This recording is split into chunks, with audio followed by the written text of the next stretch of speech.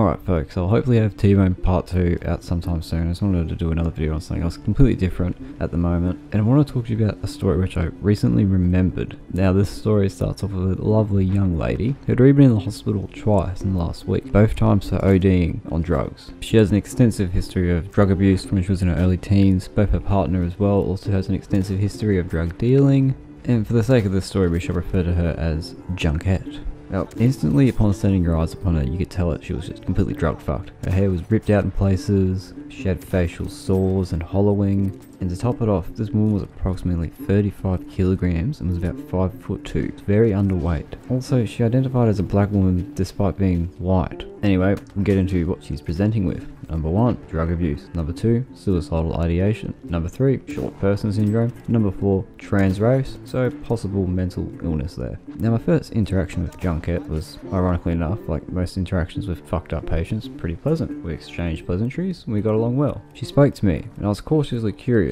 as she had an underlying aggression to her tone. By the sound of her voice and the way she spoke, I could correctly assume she was from a low income background. She held herself with no regard for personal respect and would only wear a bra and underwear despite having access to more appropriate clothing. She immediately demanded that I make a bed for her, as she was to quote, too fucked up from last night to do it herself. She then went on to explain how they took out multiple IVs from embedded within her without her even waking up and noticing, which was very suspicious and alarming. Also, keep in mind, at this point she was pacing around her room, grinding her teeth together and picking at her sores all over her arms and face. She was also yelling on her phone to someone. I could overhear them arguing about money.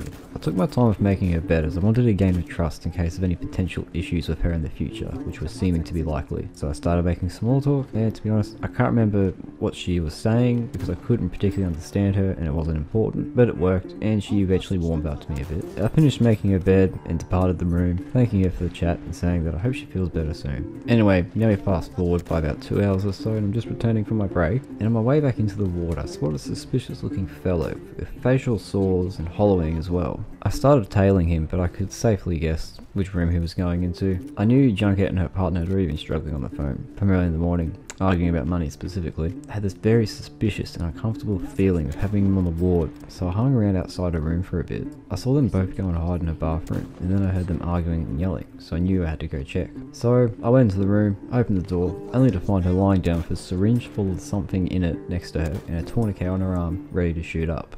Without even saying anything, her partner instantly snatches back the syringe and bolts out of the room and down the corridor. Junkette then explains to me that they were trying to have sex and there was no needle or tourniquet, and I was rude for interrupting. However, her partner had left behind a very suspicious looking tourniquet, which I retrieved from the bathroom floor. I notified security and they found her partner on the way out of the hospital and searched him, but the syringe was missing. Chances are more than likely they tossed it in one of the hospital bins on the way out. Anyway, back on the ward, we were now dealing with Junkette going on a rampage in her room. She was pulling the equipment in the room apart, tearing chairs apart, and ruining her lovely fresh made bed. Overall, she would have caused about $5,000 worth of damages. Surprisingly though, she wasn't angry at me for catching her out. She instead directed her anger at one of my female co-workers. My poor co-worker copped so much abuse. Junkette was hurling stuff at her like, "At least I can get some sex and you can't love." And this poor co-worker wasn't even in the room when I called her out. She just walked past and witnessed it. Thankfully, security arrived, but instead of backing down, she tried to take on the 2 security guards. This went about as well as you'd expect. They held her down and we injected her with a sedative right through the muscle in her butt. With this in mind, we then began to theorise that she may have potentially had a hit of heroin the night before, which would explain why she was so drowsy and why we were pulling IVs out of her while she was still asleep. Anyway, we contacted the police, and as she was medically stable, we had her removed from the ward. And then for the next 2 or 3 hours, she just wandered around downstairs in the hospital in the public section, going up to complete strangers, asking for food, asking for lifts, asking for money. We went back down there and checked on her. We didn't let her see us though, and it was just a very sad sight to see. But she brought it all upon herself, honestly. And that's all for today. I've still got plenty more stories to tell, so feel free to subscribe for more. Thanks for listening.